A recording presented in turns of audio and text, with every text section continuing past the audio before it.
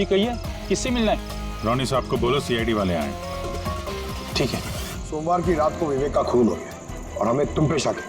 क्या बकवास कर रहे हैं आप? भला मैं विवेक का खून क्यों करने लगा? अब इस क्यों का जवाब तो तुम्हें ही देना पड़ेगा। मैं विवेक के खून के बारे में कुछ नहीं जानता। ये तो अभी अभी आप लोगों ने बताया, वो मैं जानता हूँ। देखो, ज्यादा भोलेपन का नाटक मत करो। साफ साफ बताओ, विवेक को क्यों मारा तुमने? सर, मैंने विवेक का खून नहीं किया है, और वैसे भी उसके घर के बाहर सिक्योरिटी गार्ड थे, तो कोई कैसे उसके घर में घुसकर मार सकता है? सिक्योरिटी गार्ड्स कुछ नहीं कर पाए क्योंकि उन्हें कोई दिखाई नहीं। क्या मतलब? मतलब ये है कि एक ना दिखने वाला इंसान विवेक के घर में आया और उसने लाइट के जंक्शन बॉक्स के साथ कुछ छेड़छाड़ की, इससे लाइट चली गई।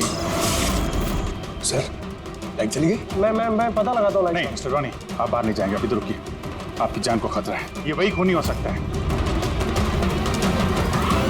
सिक्योरिटी! रॉनी, आप हिलना मत। जी, सिक्योरिटी!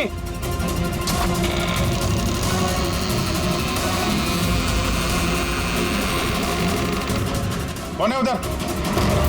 सर, सर, हैं? यहाँ पे? कौन है? कोई था यहाँ पे? कौन है? हैं? कोई दिखा? नहीं। रॉनी, हिलना मत। सिक्योरिटी, लाइट ऑन करो। मैं भाग जाता हूँ। देखो। Oh no. पंकज!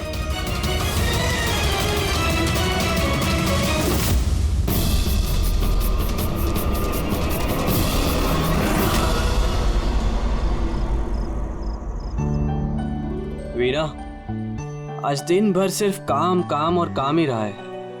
शरीर भी थक गया है, पूरी बॉडी दर्द दे रही है। विवेक, 24 घंटे सोचोगे तो बॉडी तो पेन होगा ना। अब इतना बड़ा बिजनेस करना है तो सोचना तो पड़ेगा ही ना। थोड़ा सोच समझ के काम करोगे तो दिमाग पे प्रेशर कम पड़ेगा ना। ये कोई गुड्डे गुड्डियों का खेल नहीं है जो चुटकी बजाते ही काम शुरू हो जाए और चुटकी बजाते ही खेल खत्म। समझ रही हो? ठीक है, एक काम करती हूँ, मैं लोकेश को बुलाती हूँ, वो तुम्हारी मालिश कर देगा अच्छे से। ठीक है? मालिश नहीं, बस गर्मा गर्म एक गिलास दूध मेरे लिए लेकर आ जाओ ताकि सारी थकान दूर हो जाए। अच्छा, तो अभी लेके आए। Please, thank you.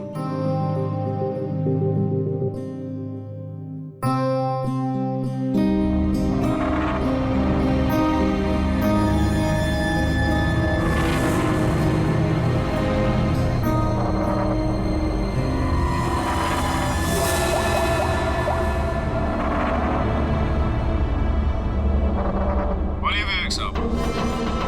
सब ठीक ठाक है? हाँ साहब, सब ठीक है, एकदम ट्रैक पे है। काम हो जाएगा ना? आपको जुबान दिया साहब, काम हो जाएगा। जो भी तुम्हें सही लगे वो सब करो, तुम्हें पूरी छूट है, मगर उसको फिक्स कर दो। आप चिंता मत करो साहब, वो तैयार हो जाएगा। उसको तैयार करना मेरे बाएं हाथ का काम है। गुड।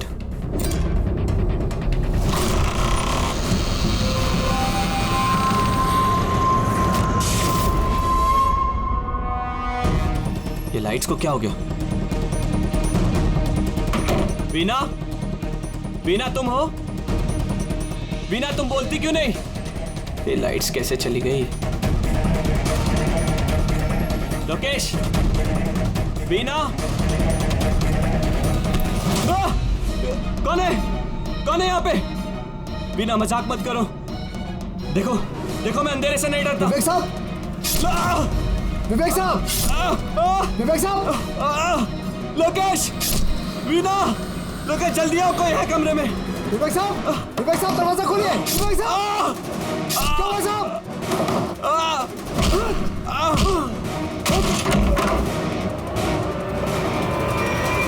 विवेक साहब! मार्गिन! विवेक साहब! विवेक साहब! विवेक साहब! विवेक साहब!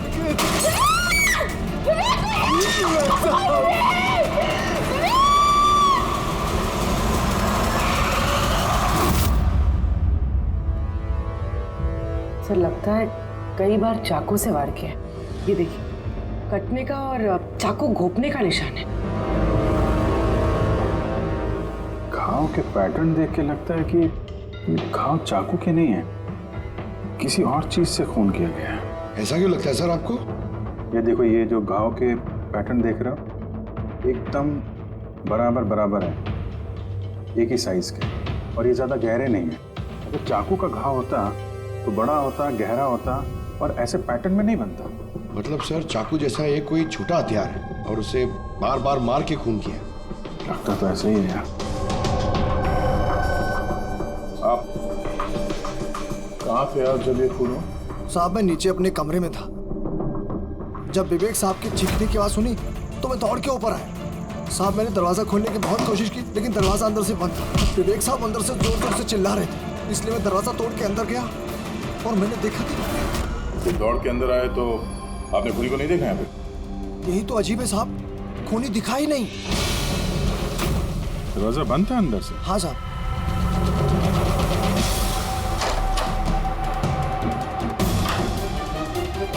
तुम अंदर आए तो यहाँ पे लाइट थी?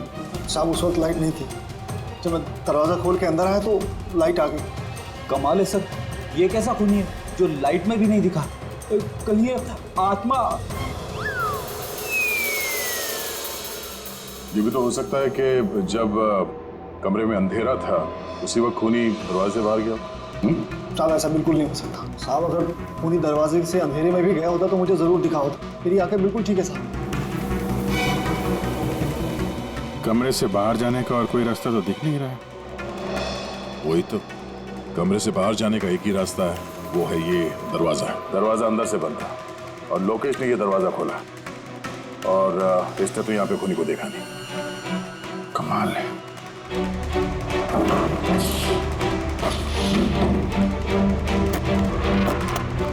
क्योंकि अंदर से बंद है, यहाँ से तो खूनी आ नहीं सकता। तो खूनी अंदर कैसे आया? और फिर बाहर जाते हुए किसी को दिखा नहीं? सर मेरी दादी एक भूतिया कहानी सुनाती थी। पंकज, एक तो ये कहानी नहीं है, हकीकत है, और ये भूतिया नहीं है। सर ये हकीकत है लेकिन भूतिया लगता है ना। कोई यहाँ पर आता है, बिना हथियार के खून करता है और चले जाता है। कहाँ से? जाने का तो यही एक रास्ता है, ये दरवाजा। लेकिन सर बीना तो सीढ़ियों से ऊपर आ रही थी, और अगर खूनी यहाँ से जाता तो उसे दिखता जरूर। कमाल है यार, ये लाइट का आना जाना, इसका कुछ ना कुछ कनेक्शन है इस केस के साथ। लाइट का जंक्शन बॉक्स कहाँ पे है?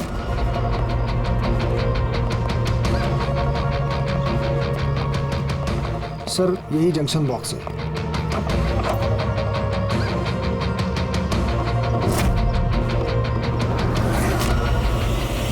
इधर जरा,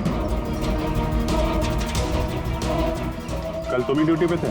मैं तो गेट पे था साहब। तुम्हारे गेट पे रहते कोई घर में घुस के खून कर गया, तुम्हें पता नहीं चला? देखिए साहब, मैं अपनी ड्यूटी पे अलर्ट रहता हूँ, ना कोई अंदर आया है ना कोई बाहर गया है। अलर्ट? तो क्या खूनी हवा में आया, हवा में गायब हो गया है? ये लाइट स्विच ऑफ किसने की थी यहाँ से? पता नहीं साहब, अचानक ऑफ हो गई। मैंने सोचा फ्यूज उड़ गया हो। या कोई स्पार्क वार्क हुआ था जंक्शन बॉक्स में? नहीं साहब, स्पार्क नहीं हुआ था, लाइट चली गई, और जैसे लाइट चली गई मैं जंक्शन बॉक्स की तरफ दौड़ा। देखा बाकी सबके घर में लाइट है, हमारी क्यों नहीं? और देखा साहब जंक्शन बॉक्स खुला था, जंक्शन बॉक्स का स्विच भी बंद था, और मैंने ऑन किया साहब। जैसे ही ऑन किया लाइट आ गई। कोई तो आया था यहाँ पे जिसने लाइट के साथ छेड़छाड़ की है। विवेक की बीवी वीना, उससे भी पूछ लेते हैं।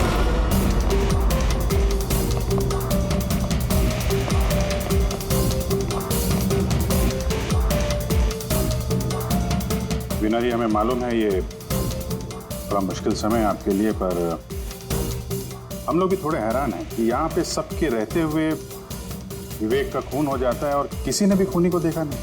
सर इस बात का जवाब मेरे पास भी नहीं है। मैं खुद हैरान हूँ, खूनी कहाँ से हवा बनकर आया और कहाँ चला गया। मैं मेरे बच्चों को क्या जवाब दूंगी सर, उन पर क्या बीतेगी।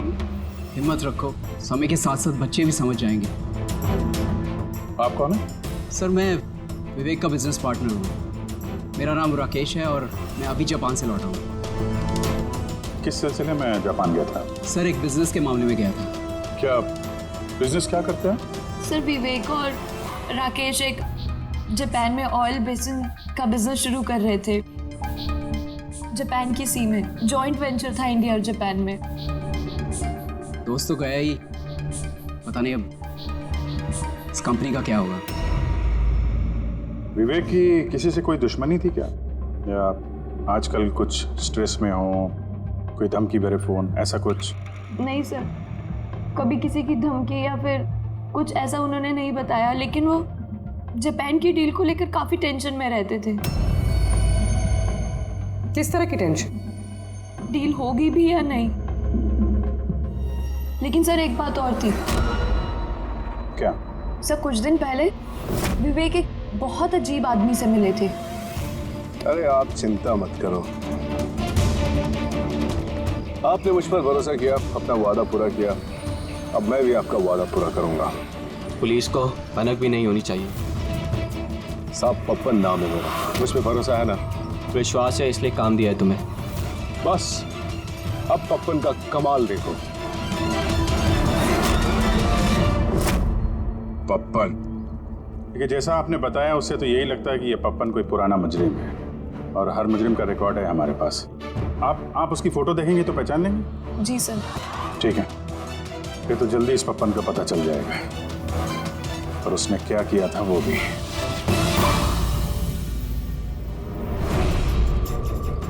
आप लोगों का शक एकदम सही है बॉस, ये खून चाकू से नहीं हुआ। तो फिर किस हथियार से हुआ जो कोई भी देख नहीं पाया, यहाँ तक कि लोकेश को भी वो हथियार दिखाई नहीं पड़ा? हाँ बॉस, हथियार भी नहीं नजर आया, और कमाल की बात है खूनी भी दिखाई नहीं दिया।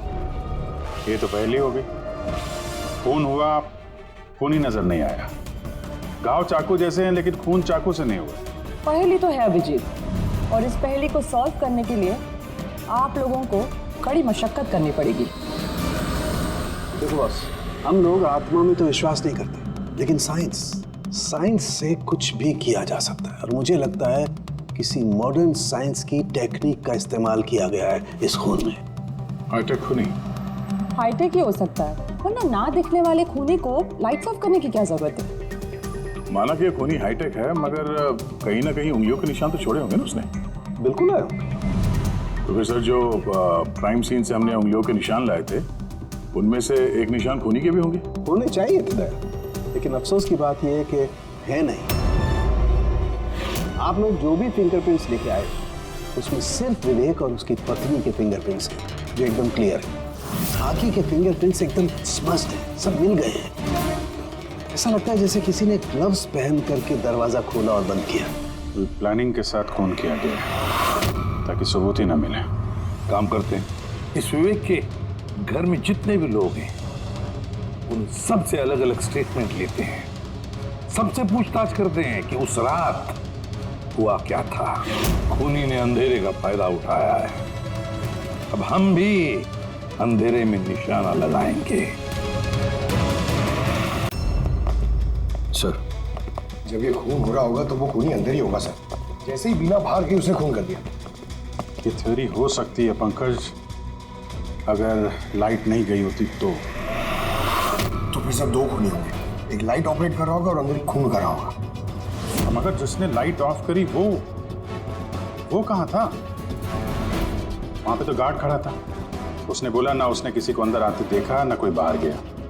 सर लेकिन जब वीना बाहर गई थी तो उसने दरवाजा खुला हुआ देखा था सर, तो हो सकता है कि दरवाजे के ऊपर उसकी उंगली के निशान हो। खूनी यहाँ भी चालाक निकला। सारों के सामने बताया ना, यहाँ कमरे के अंदर हमें एक भी फिंगरप्रिंट्स नहीं मिले, एक भी। उसमें हैंड ग्लव्स पहने होंगे सर, इसलिए शायद नहीं मिले। हैंड ग्लव्स तो पहने ही होंगे। विवेक की बॉडी यहाँ पड़ी थी, मतलब यहाँ कहीं खड़ा होगा। 1 मिनट यहाँ खड़े होना जरा पंकज।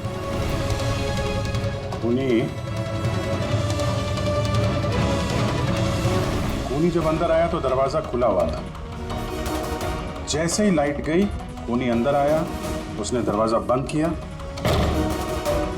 अंधेरे में उसने विवेक का खून कर दिया। कि जब लोकेश आया था तो ये दरवाजा अंदर से बंद था। हाँ सर, खूनी अंदर ही होगा सर। करेक्ट। और जैसे ही लोकेश दरवाजा खोल के आया, खूनी चुपके से यहाँ से निकल गया। लेकिन अगर खूनी यहाँ से गया है तो लोकेश तो यहीं कहीं खड़ा था, उसे तो दिखना चाहिए था ना खूनी। लोकेश का कहना है उसने सिर्फ यहाँ पे विवेक की बॉडी देखी थी खूनी उसे नजर नहीं आया। सर ये लोकेशन है, ये झूठ बोल रहा है सर। लगता तो नहीं है। इंटरोगेशन में अच्छे अच्छे झूठ बोलने वाले ना लड़खड़ाने लगते हैं, उनकी जबान कांपने लगती है। ऐसा लगता नहीं है वो झूठ बोल रहा है। तो फिर कौन है ये आदमी? वीना ने उसे महसूस किया, लोकेश ने उसे महसूस किया, लेकिन देखा नहीं।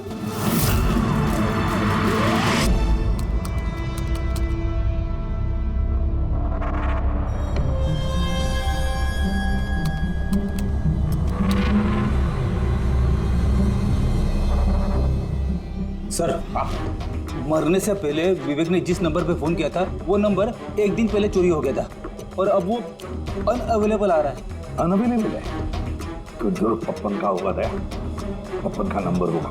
क्या पता चला उसके बारे में? सर पूरी ट्रेस कर रही है, उसका क्रिमिनल रिकॉर्ड भी चेक कर रही है सर, बहुत जल्द पता चल जाएगा। यही है, यही है सर। सर ये देखिए सर, हमारे रिकॉर्ड्स में तो कई सारे पप्पन हैं, लेकिन वीना के बताए अनुसार ये वही आदमी जिसकी हमें तलाश है। सर ये वही आदमी है जिसे मैंने विवेक के साथ देखा था। हमारे रिकॉर्ड के हिसाब से तो ये मुजरिम बहुत ही खतरनाक है सर, खूनी है। और अगर विवेक ने इसे पैसे दिए हैं तो जरूर खून किया होगा इसने। और अभी ये बेल पे बाहर है और पुलिस स्टेशन पे हाजिरी देने के लिए जाता है रोज। कौन से पुलिस स्टेशन में जाता है ये हाजिरी देने के लिए?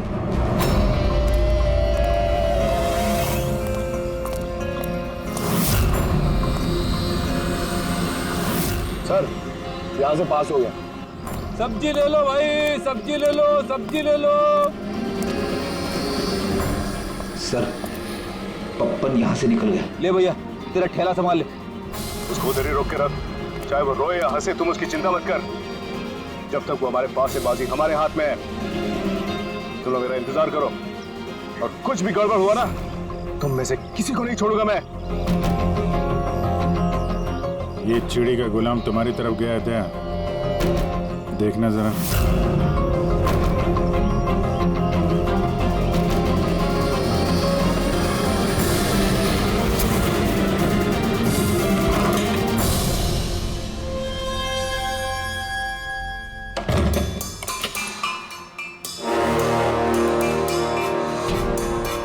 कैसा लगा हमारा इनविटेशन भरत साहब? देखो देखो, आप लोग जो कोई भी हो, मुझे और मेरे बेटे को छोड़ दो।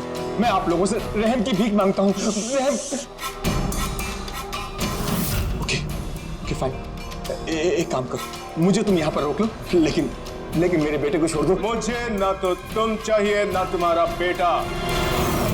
मैं चाहता हूँ कि तुम विवेक सर की बेट पास करो। विवेक सर खुश तो मैं खुश। ये पॉसिबल नहीं है। मैं इंडियन मिनिस्ट्री में एक एम्प्लॉय हूँ। माना कि सारे कॉन्ट्रैक्ट मेरे जरिए पास होते, लेकिन मैं ऐसे ही किसी कंपनी का कॉन्ट्रैक्ट कैसे पास करवा दूं सर? मिस्टर भरत, तुम ना मामले की गंभीरता को नहीं समझ रहे हो। तुम्हारे बेटे के साथ क्या हो सकता है तुम सपने में भी नहीं सोच सकते। सपने में तुम भी नहीं सोच सकते कि अब तुम्हारे साथ क्या होने वाला है। सर मैं मिनिस्ट्री की तरफ से काम कर रहा था। जितनी भी सील बिड इंडियन फर्म्स की तरफ से होती हैं उसका इंचार्ज था मैं। चीनी या जापानी कंपनियों के पास अपने देश में नीलामी का कार्यालय था, लेकिन सभी भारतीय बोलियां उनके पास आई। किसी विदेशी कंपनी को भी कॉन्ट्रैक्ट मिला था क्या? नहीं सर, इसके बारे में सभी की कॉमन राय थी, क्योंकि भारतीयों के पास चीप लेबर और रॉ मटेरियल इजीली अवेलेबल था, इसलिए दूसरी विदेशी कंपनियों को कॉन्ट्रैक्ट मिलना मुश्किल था सर। सर इस नीलामी का चक्कर तो समझ में आ गया। इस विवेक ने नीलामी को अपने फेवर में करने के लिए इनके बेटे को किडनैप किया, मगर विवेक को किसने मारा होगा और क्यों? ये काम तो जरूर किसी इंडियन कंपनी का ही है जो विवेक का कॉम्पिटिटर था। इसी चक्कर में हुआ ये सर। वो लिस्ट लाए ना आप, जो विवेक के अलावा इंडियन मीडियर्स थे? ये सर, जैसा आपने कहा था, आपके अकॉर्डिंग ये मैंने लिस्ट तैयार की। Thank you. कार्तिक, विवेक, इन दोनों के अलावा राकेश, प्रमेश, शिवानी, रोनी और नवीन। अच्छा भरत जी, इनमें से आपको कौन लगता है जो विवेक के खिलाफ बोली लगाने वाला सबसे ज्यादा? सर यानी ऐसा कोई आदमी जो विवेक के ये बिड जीतने से दुखी हो या फिर उसे कोई नुकसान हो? सर ऐसे तो दो लोग हो सकते हैं, रोनी और नवीन। रोनी और नवीन, तो फिर मिल लो, इस रोनी और नवीन से पूछताछ करो, उनसे पता तो चले है कौन ऐसा जो बिना दिखे भी खून कर सकता है।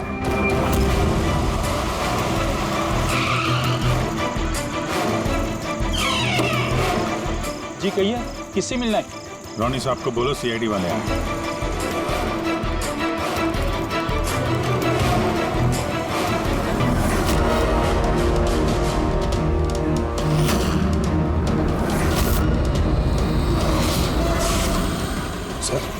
लाइट चली गई? मैं पता लगाता हूँ। नहीं मिस्टर रोनी, आप बाहर नहीं जाएंगे, अभी तो रुकिए, आपकी जान को खतरा है, ये वही खूनी हो सकता है। सिक्योरिटी!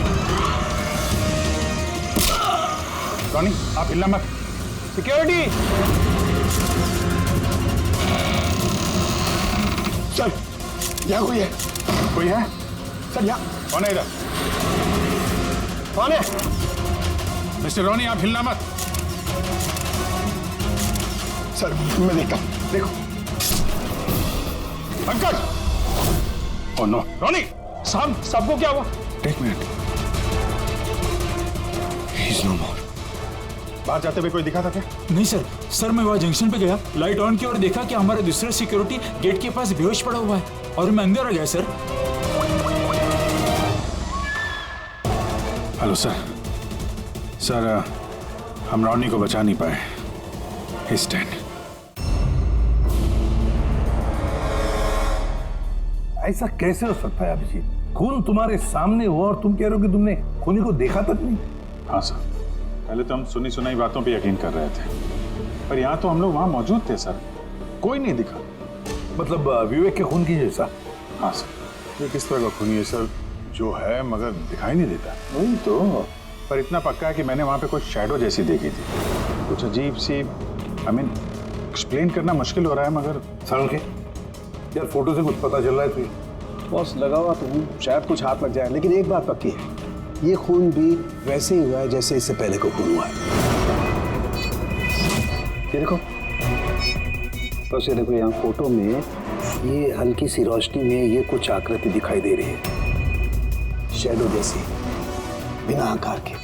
ये क्या है, ये समझ में नहीं आ रहा है। सालू के साथ मैं पहले से कह रहा था, ये जरूर कोई आत्मा है। सर, वो जो कोई भी था, मैंने उसे महसूस किया था सर, मैंने उसे पकड़ने की कोशिश की, लेकिन वो हाथ में ही है। देखो यार, ये आत्मा कुछ नहीं होता। बॉस ये क्या है, ये अभी तक पता नहीं लगा पाया। सारुण के, ये किस किस्म का हथियार इस्तेमाल किया इस खूनी ने? ये है बॉस, ये हथियार, इसे शूरिकेन कहते हैं बॉस। शूरिकेन? तो इस तरह का हथियार तो मैंने मार्शल आर्ट्स वाली फिल्मों में देखा है। अरे इसे तो वो निंजाज यूज करते हैं, वो निंजा। सर ये जापानीज हथियार है, निंजाज इस टाइप के हथियार इस्तेमाल करते हैं। जापान, निंजा, और ये ऑक्शन भी जापान में होने वाला है सर, तो कहीं इन सबका कनेक्शन जापान से तो नहीं? बिल्कुल है, जापान से कनेक्शन है।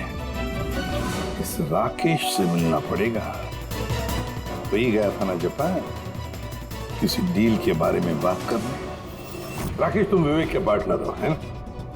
तो तुम तो जरूर जानते होंगे कि विवेक ने बिड हासिल करने के लिए पप्पन नाम के किसी गुंडे को हायर किया था, भरत के बेटे को किडनैप करने के लिए, है ना? नहीं सर, इसके बारे में मुझे कुछ भी मालूम नहीं। अरे ऐसा कैसे हो सकता है? इतनी बड़ी बात और पार्टनर को पता नहीं? सर वो मुझसे काफ़ी बातें छुपाता था, इसीलिए बिजनेस में भी लॉस हो रहा था।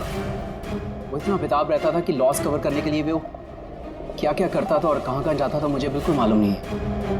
अच्छा, वैसे आप जापान गए थे ना विवेक के खून से पहले? हाँ गया। क्या करने गए थे आप? ऑलरेडी प्रोजेक्ट का मामला था, इसके लिए मैं जापान गया था, मगर विवेक यहीं से सारे ऑपरेशन हैंडल कर रहा था। ऑयल का प्रोजेक्ट? क्या क्या प्रोजेक्ट था, जरा डिटेल में बताओ तो सही। जापान में एक द्वीप है जिसे ऐतिहासिक और पवित्र माना जाता है। वहाँ के लोग ऑयल रिग प्रोजेक्ट को लगाने के लिए मना कर रहे थे। पवित्र समंती द्वीप? क्या पवित्र है उस आइलैंड में? कुछ पुराने योद्धाओं को वहाँ पे दफनाया गया था, जैसे समुराइज, रॉनिन्स और निंजास। सामुराई, रोनिन, निंजास, पुराने योद्धाओं को दफना दिया था वहां पर। सर ये कोई इत्तेफाक है या कुछ और? ये जो निंजास है ये पुराने दौर के हथियारे थे सर जापान में, और आज भी काफी लोग इन लोगों को मानते हैं। तो वो लोग नहीं चाहते होंगे कि उस जगह पे ये ऑयल ड्रिलिंग हो और उन लोगों ने इन्हें। हाँ हो सकता है दया, हो सकता है, पर ये भी तो हो सकता है कि इन लोगों की आपसी दुश्मनी, कोई बिजनेस राइवल। सर ये नवीन तो नहीं हो सकता, क्योंकि जब दूसरा खून हुआ तब मैं और पूरी उसी के साथ थे। तो फिर ये बचे 3 बिल्डर्स, शिवानी, प्रमेश और कार्तिक, तीनों को बुला लेते हैं यहाँ पर। कार्तिक, प्रमेश, शिवानी, तो तुम 3 भारतीय थे विवेक के साथ बिड करने में जापान में, मगर डील हमारे हाथ में आई नहीं, और इसी वजह से विवेक और रोनी का खून हुआ है। कार्तिक आप कहाँ थे जब ये दोनों खून हुए? सर मैं मीटिंग में ही था, आप मेरे एम्प्लॉय से पूछ सकते हैं सर। और प्रमेश? सर मैं सामाजिक व्यक्ति हूँ, और सर इसके गवाह सर वो अफसर हैं, और सर जिस वक्त खून हुआ मैं उनका साथी था सर। ये भी तो हो सकता है ना, ये खून तुम लोगों ने करवाया। सर हम क्यों खून करवाने लगे, सब अपने अपने नसीब का खाते हैं सर। और डील नहीं हुई तो क्या हुआ सर, कभी ना कभी कोई ना कोई डील तो हो ही जाएगी। वैसे आप कहाँ थे शिवानी जब ये खून हुआ? सर मैं जापान गई थी। और क्या करने गई थी आप जापान में? सर एक मजबूरी आ गई थी। मजबूरी? कैसी मजबूरी? सर कुछ विदेशी कंपनियां हमारी भारतीय कंपनियों के बारे में गलत अफवाहें उड़ा रही थी, उसी वजह से भारतीय कंपनियों को बहुत ही चिंता हो रही थी। तो हम वहां उनकी चिंता दूर करने गए थे और ये बताने गए थे कि भारतीय कंपनियां सबसे बेहतर होती हैं। और वैसे भी सर हमने अपनी बिड्स विड्रॉ कर ली थी, तो फिर हम क्यों मारेंगे उन्हें? और बिड्स विड्रॉ करने की कोई खास वजह? सर वजह सर ये थी कि हम लोग अपनी ज़िंदगी में सर टेंशन नहीं चाहते हैं, और सर हम लोग किसी भी तरह का कोई रिस्क नहीं चाहते हैं। सर हम लोग को सर जो भी मिल रहा है सर हम उतने में खुश हैं।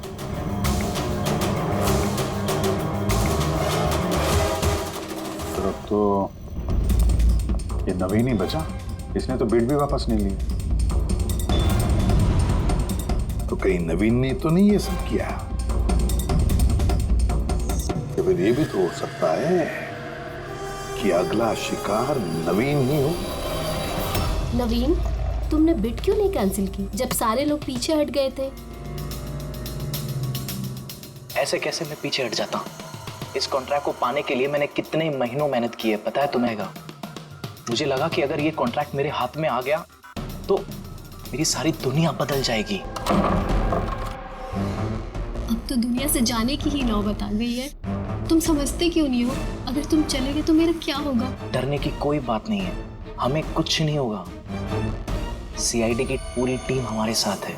अरे सीआईडी वालों के सामने वो मार के चला गया, और सीआईडी वाले क्या किए? कुछ नहीं कर पाए वो। सीआईडी की टीम पे भरोसा रखो तुम, हमें कुछ नहीं होगा। पंकज तुम्हें पता है ना हमें क्या करना है? Don't worry, I know. मैं आता हूँ।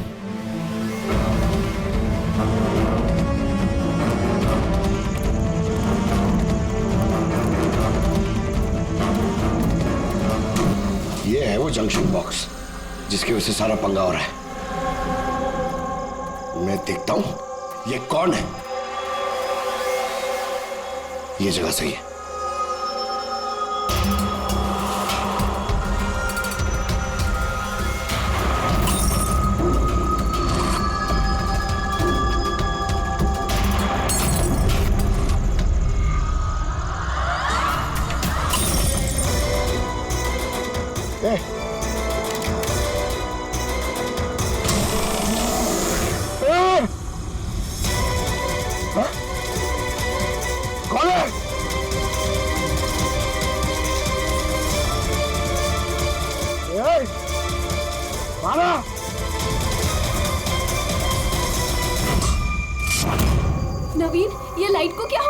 कुछ नहीं हुआ। नहीं नहीं, वो आ गया है। कुछ नहीं होगा, कुछ नहीं होगा आपको, प्लीज रिलैक्स हो जाइए।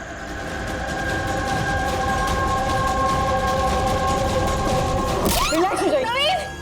सामने आओ, वो तुम्हें मार डालेगा। अरे नहीं।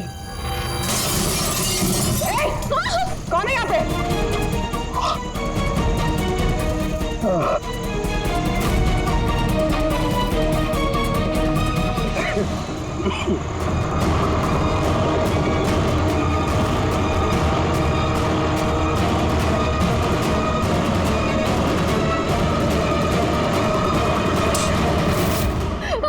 आप लोग ठीक है? हाँ?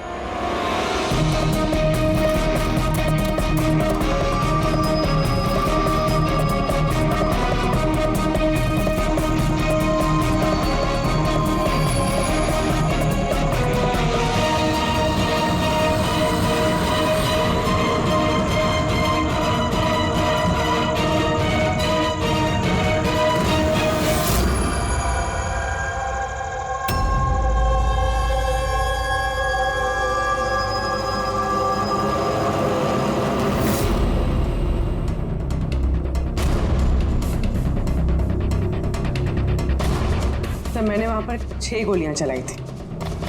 उनमें से 5 गोलियां तो मिल गई, मगर एक गोली उस खूनी को जरूर लगी है।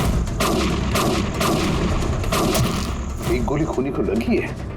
तो पुण्य तुम यकीन के साथ कैसे कह सकती हो कि 6 में से एक गोली खूनी को लगी है? क्या वहां पे कोई खून वगैरह गिरा था? नहीं सर, खून तो नहीं था वहां पर, लेकिन गोली लगने की आवाज जरूर आई थी। अगर गोली लगी है तो खून तो निकलेगा ही। घर के अंदर ना सही तो घर के बाहर कहीं मिला? नहीं सर, हमने अच्छे से चेक किया था, वहां पर खून था ही नहीं। हो सकता है सर खूनी ने बुलेट प्रूफ वेस्ट पहन रखी हो। और सर ये भी तो हो सकता है कि ये काला कपड़ा उस बुलेट प्रूफ वेस्ट का टुकड़ा हो।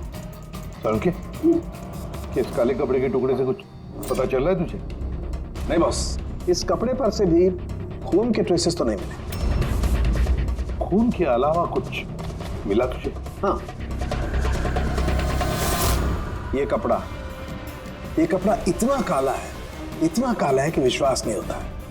इस पर से कोई भी रिफ्लेक्शन हो ही नहीं सकता है। रिफ्लेक्शन नहीं हो सकता? मतलब ये फ्रेडी कि जब आप किसी भी चीज पर लाइट डालते हैं तो वो लाइट थोड़ी सी रिफ्लेक्ट होके आपकी आंखों में आती है। इसी से पता चलता है कि क्या चीज है, उसका कलर क्या है, ये सब कुछ। लेकिन इस कपड़े पर अगर आप लाइट डालेंगे तो रिफ्लेक्ट होगी ही नहीं। इस कपड़े पे लाइट मारेंगे तो ये कपड़ा दिखेगा नहीं ना। मैं दिखाता हूं, ये देखो, ये यहाँ पर ये लाइट है। अब हम इसे ट्रैवल करते हैं इस कपड़े पर और ये देखो लाइट गायब। माय गॉड, मतलब इस कपड़े ने सारी की सारी लाइट एब्जॉर्ब कर ली। और ये देखो, कपड़े से बाहर आए तो फिर से लाइट दिखाई देना शुरू हो गई। अजीब कपड़ा है, पूरी लाइट एब्जॉर्ब कर लेता है। पता ही नहीं चल रहा था कपड़ा है कि नहीं। इंसान के नवीन की जान को खतरा है, जो भी है जल्दी बता दे। बॉस, मैं जानता हूं कि ये क्या है और खून कैसे हुआ है।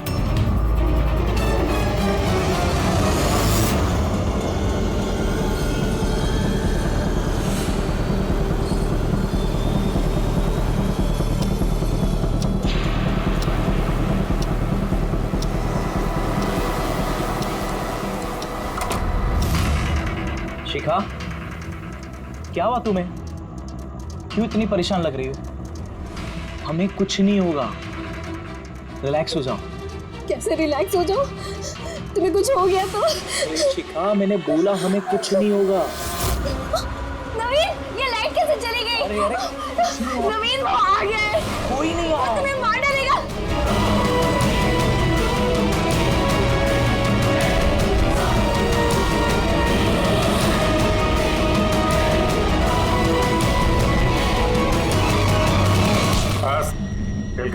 एक गिलास दूध अपने हाथों से लेकर आ जाओ, सारी थकान दूर हो जाएगी। अच्छा, अभी लेकर आती हूँ। Please, thank you.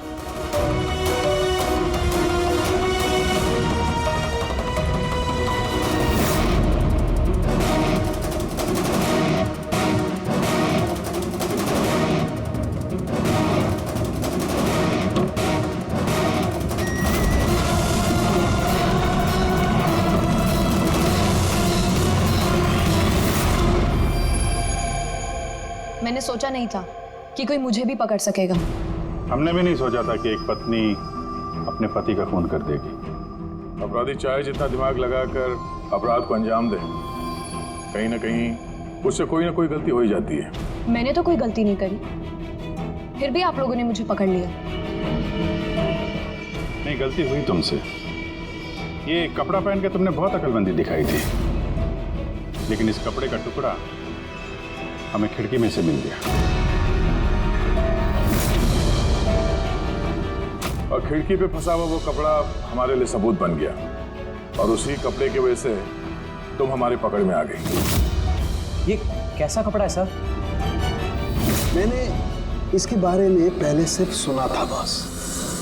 मुझे पता नहीं था कि इसका इस्तेमाल किया जा सकता है, वो भी इस तरीके से। इसे जिस व्यक्ति ने बनाया उसने अपने हिसाब से इसको नाम दिया, लेकिन एक बात पक्की है, ये दुनिया की सबसे ज्यादा काली चीज है। मैं तो कुछ समझा नहीं। सीधे तरीके से ये बात है फ्रेडी कि अगर इस कपड़े का कोई सूट बना करके पहन लेगा, वो व्यक्ति आपको दिखाई नहीं देगा तब तक जब तक कि उसके आसपास की सारी लाइट्स एलिमिनेट ना हो जाए।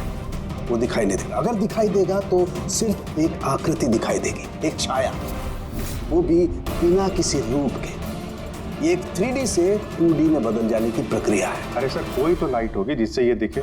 ऐसी कोई लाइट नहीं है, ना इंफ्रारेड लाइट, ना यूवी लाइट, ना ही लाइट स्पेक्ट्रम। अभिजीत, नवीन से कहो कि वो बिड विड्रॉ ना करे और ये इंफॉर्मेशन सब में फैला दो।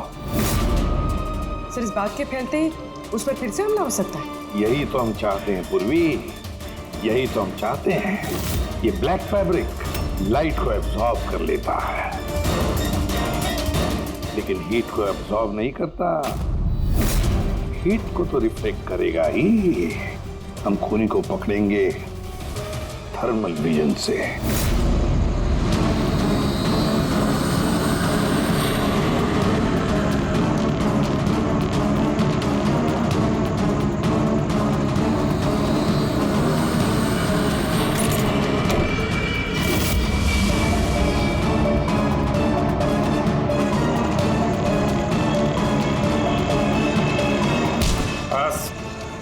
किस तरह से इस काली ड्रेस की वजह से तुम्हारा खेल खत्म हो गया? अब जल्दी से बताओ, अपने पति का खून क्यों किया तुमने? नफरत थी मुझे उससे। उसकी बीवी कहलाते हुए भी मुझे शर्म आती थी। क्यों? ऐसा क्या करता था वो कि तुम्हें इतनी नफरत थी? ये जो बिजनेस था मेरे पापा ने उसे दिया था। इतना बड़ा एम्पायर खड़ा करके दिया उसे, और वो उसे मिट्टी में मिलाने की कोशिश कर रहा था। गुंडों के बदौलत कॉन्ट्रैक्ट लेता था। तुम्हारा मतलब है कि वो खुद अपना बिजनेस खराब कर रहा था? कर नहीं रहा था, कर दिया था। मेरी फैमिली बैंक करप्सी की गिनती में थी। बिजनेस खराब चल रहा था तो उससे बातचीत कर दी, उसे समझा दी, उसे जान से मार दिया। मैंने उसे बहुत समझाने की कोशिश की थी, पर वो नहीं समझा और मजबूरन मुझे ये कदम उठाना पड़ा। मुझे मेरे बच्चों के बारे में सोचना था, उन्हें तो मैं भूखा नहीं मार सकती। तो इसलिए सारा बिजनेस तुमने अपने हाथ में ले लिया? हाँ, मैंने जापान की एक कंपनी को अप्रोच किया था छिपकर। छोटे छोटे कॉन्ट्रैक्ट और पैसों के बदले मैंने तय किया कि भारतीय कंपनी कॉन्ट्रैक्ट पर कोई बोली ना लगा सके, और इसीलिए मैंने सभी बोली लगाने वालों को मारने का प्लान किया। और उन्हें मारने के लिए ऐसे हथियार का इस्तेमाल किया जो निंजास इस्तेमाल करते हैं? हाँ? हाँ। क्या मिला ये सब करके? जेल। जिन बच्चों के लिए तुमने गुनाह का रास्ता अपनाया, अब वो बेचारे अनाथ हो जाएंगे।